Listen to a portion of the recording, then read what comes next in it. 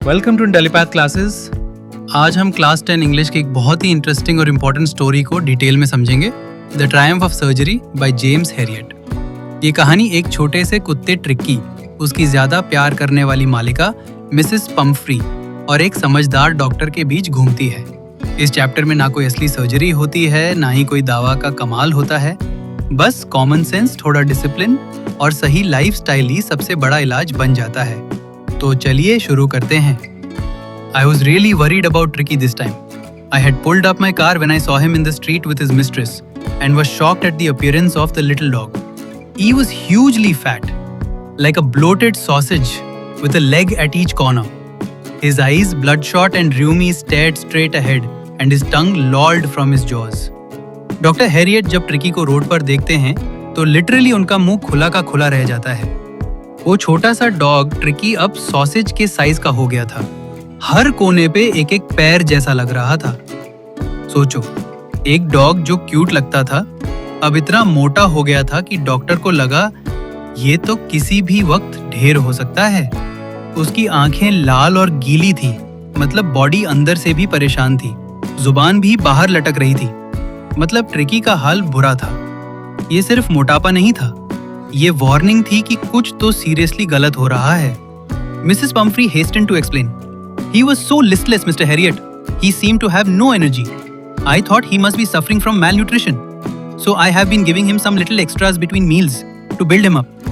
Some malt and cod liver oil and a bowl of Horlicks at night to make him sleep. Nothing much really. अब Mrs Pomfrey आती है justification लेकर। वो कहती हैं tricky बहुत कमजोर लग रहा था, एनर्जी ही नहीं थी। तो उन्होंने सोचा शायद उसे कमजोरी है। मतलब क्या? मैलन्यूट्रिशन। और फिर शुरू हुआ ओवर फीडिंग का सिलसिला। खाने के बीच बीच में extra snacks, malt, cod liver oil और ऊपर से रात को हॉर्लिक्स भी। मतलब ट्रिकी जिम नहीं जा रहा, लेकिन प्रोटीन शेक तो मिल रहा है। मिसेस पम्फ्री का प्यार इतना ओवर हो गया था कि उन्होंने हेल्थ और कंफर्ट के बीच का फर्क ही बुला दिया। And did you cut down on the sweet things as I told you? I asked. Oh, I did for a bit, said Mrs. Pumphrey. But he seemed to be so weak I had to relent. He does love cream cakes and chocolates, so I can't bear to refuse him. Doctor पूछते हैं, मैंने कहा था ना sweet चीजें कम करो। किया? Mrs Pomfrey का जवाब, थोड़ा किया, बट फिर ट्रिकी वीक लगने लगा। उसे मना कैसे करती?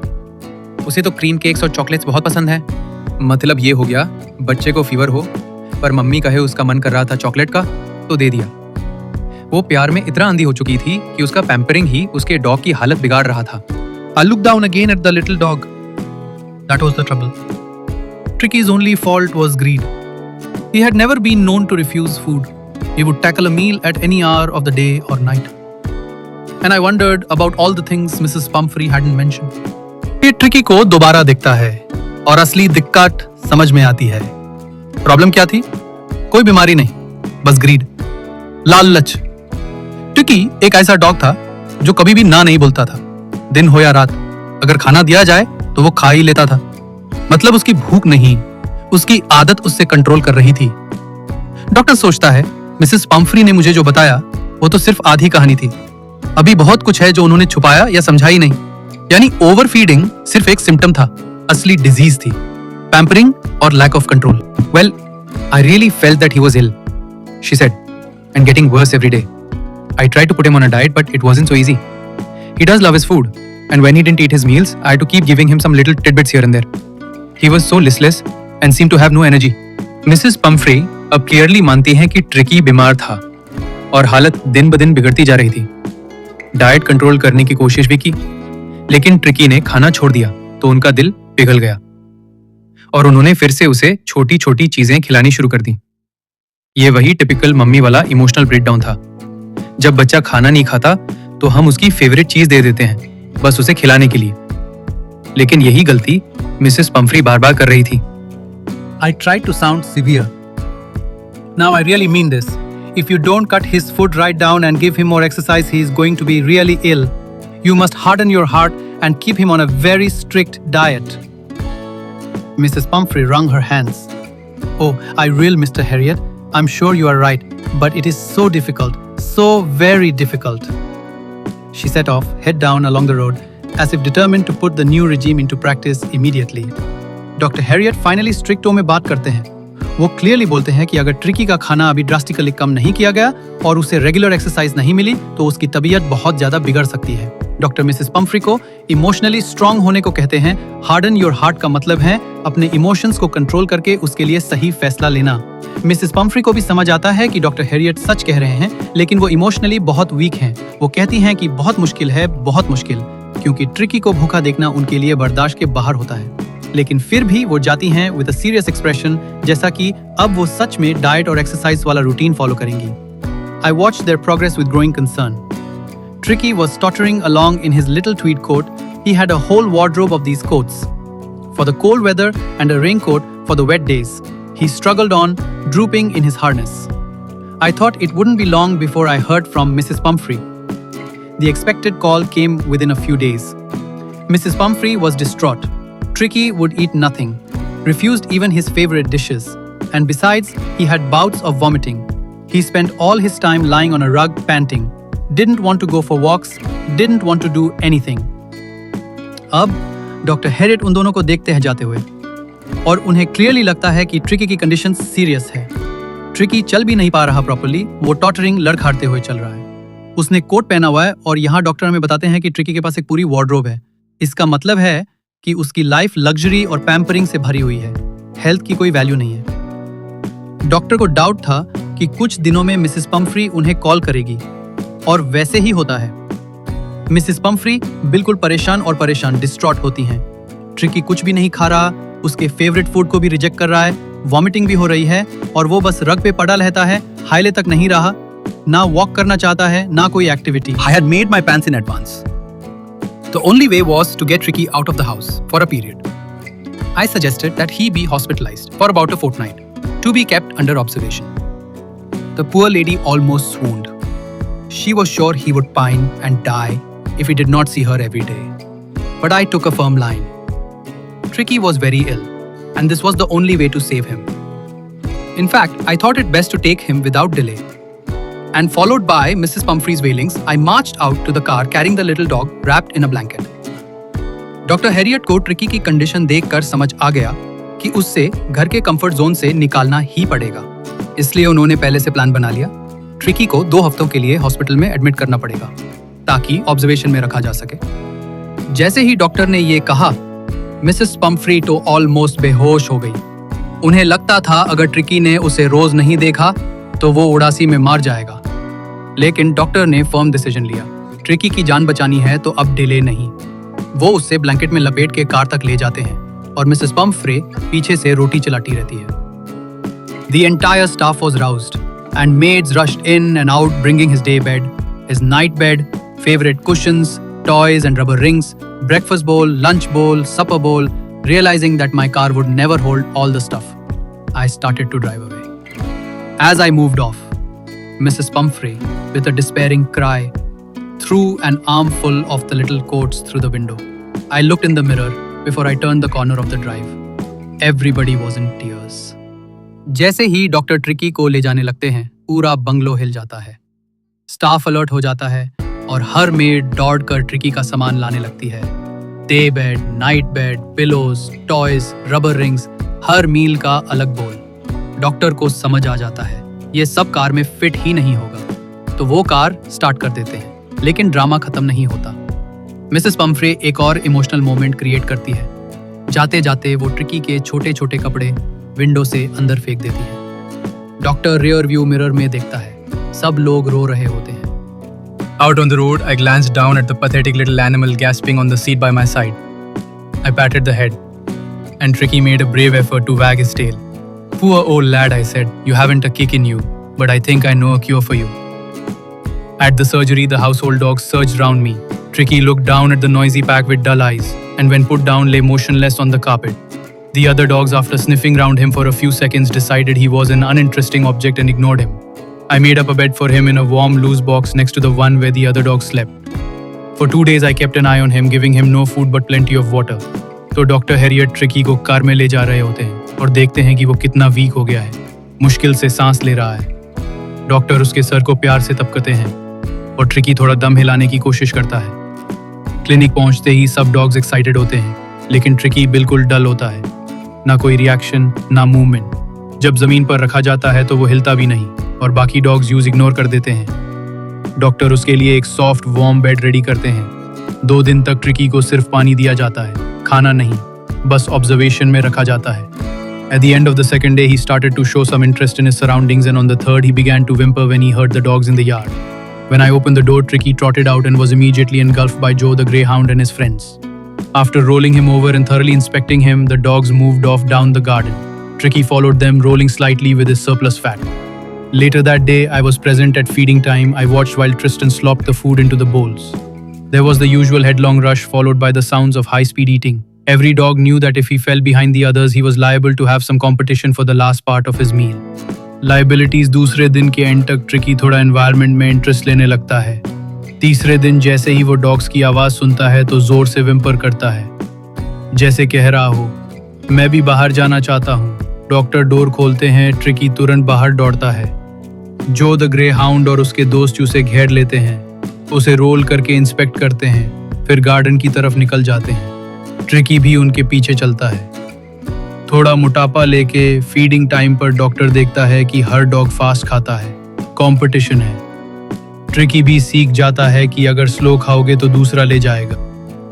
When they had finished, Tricky took a walk round the shining bowls, licking casually inside 1 or 2 of them. Next day, an extra bowl was put out for him, and I was pleased to see him jostling his way towards it. From then on, his progress was rapid. He had no medicinal treatment of any kind, but all day he ran about with the dogs, joining in their friendly scrimmages. He discovered the joys of being bowled over, tramped on, and squashed every few minutes. जब सब dogs ने अपना खाना खत्म कर लिया, tricky थोड़ा active feel कर रहा था।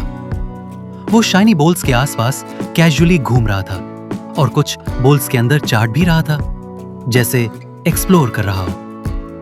अगले दिन डॉक्टर उसके लिए एक एक्स्ट्रा बोल रखा और ट्रिकी को उस बोल की तरफ एक्साइटेड होकर जाते देखना डॉक्टर के लिए एक खुशी का मोमेंट था। इस दिन के बाद ट्रिकी का प्रोग्रेस बहुत फास्ट होने लगा। सबसे इंटरेस्टिंग बात यह थी कि उससे कोई भी मेडिसिन नहीं दी गई थी। सिर्फ नेचुरल तरीके से डॉग्स के साथ खेलते हुए ही उसका हेल्थ इंप्रूव होने लगा। वो पूरा दिन डॉग्स के साथ भागता रहता, फ्रेंडली फाइट्स या मस्ती में फुल पार्टिसिपेट करता। उसने एंजॉय करना शुरू कर दिया जब कोई उससे रोल करता, उस पर चढ़ जाता या उसे स्क्वैश कर देता। ट्रिकी अब इन सब चीजों को गेम की तरह लेने लगा था। उसका ट्रू डॉग नेचर अब वापस आने लगा था। He became an accepted member of the gang, an unlikely, silky little object among the shaggy crew, fighting like a tiger for his share at mealtimes and hunting rats in the old hen house at night. He had never had such a time in his life. All the while, Mrs. Pumphrey hovered anxiously in the background, ringing a dozen times a day for the latest bulletins. I dodged the questions about whether his cushions were being turned regularly or his correct coat worn according to the weather. But I was able to tell her that the little fellow was out of danger and convalescing rapidly. Tricky अब उस dog gang का एक important member बन चुका था। वो silkie और छोटा था, इसलिए बाकी बड़े बड़े शैगी डॉग्स के बीच में वो अलग दिखाई देता था। ट्रिकी भी अपना हिस्सा छोड़ता नहीं। खाने के वक्त वो एक टाइगर की तरह अपने बोल के लिए फाइट करता था।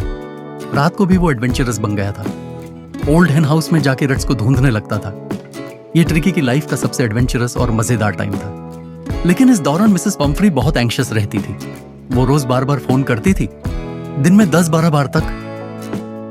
हर बार नए सवाल, उसका कुशन टर्न हो रहा है ना, उसने सही कोट पहना है ना। मतलब वो छोटी छोटी चीजों के लिए भी बहुत वरीड थी। डॉक्टर उनके कुछ सवालों को अवॉइड करता, लेकिन उन्हें इतना जरूर बताता था कि ट्रिकी अब डेंजर से बिल्कुल बाहर है और तेजी से रिकवर कर रहा है। The word convalescing seemed to do something to Mrs. Pumphrey. She started to bring round fresh eggs, 2 dozen at a time, to build up Tricky's strength. For a happy period, my partners and I had 2 eggs each for breakfast, but when the bottles of wine began to arrive, the real possibilities of the situation began to dawn on the household. It was to enrich Tricky's blood. Lunch became a ceremonial occasion, with 2 glasses of wine before and several during the meal. We could hardly believe it when the brandy came to put a final edge on Tricky's constitution. For a few nights, the fine spirit was rolled around, inhaled, and reverently drunk. They were days of deep content, starting well with the extra egg in the morning, improved and sustained by the midday wine, and finishing luxuriously round the fire with. जैसे ही doctor ने Mrs Pomfrey को बताया कि tricky कन्वलेसिंग recover कर रहा है, तो उन्होंने तुरंत ट्रिकी की ताकत बढ़ाने के लिए फ्रेश एग्स भेजना शुरू कर दिया। एक बार में पूरे 2 डोजन। कुछ दिनों तक डॉक्टर और उनके पार्टनर्स हैप्पीली रोज सुबह 2 एग्स खाते थे ब्रेकफास्ट में। लेकिन जब वाइन की बॉटल्स आने लगी तो डॉक्टर और उनकी टीम को लगा कि यह सिचुएशन तो काफी बेनिफिशियल हो गई है। मिसेस पम्फ्री का कहना था कि वाइन ट्रिकी के ब्लड को एनरिच करेगी।